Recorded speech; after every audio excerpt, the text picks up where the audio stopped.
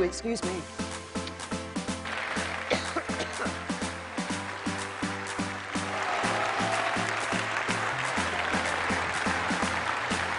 I hope you noticed that, ladies and gentlemen, the Chancellor giving something away free.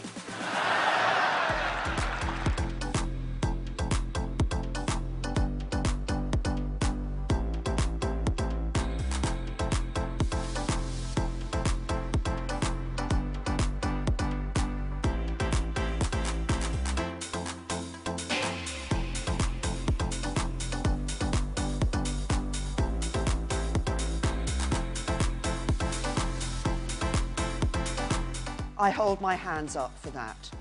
I take responsibility. I led the campaign, and I am sorry. We will invest an additional £2 billion in affordable housing.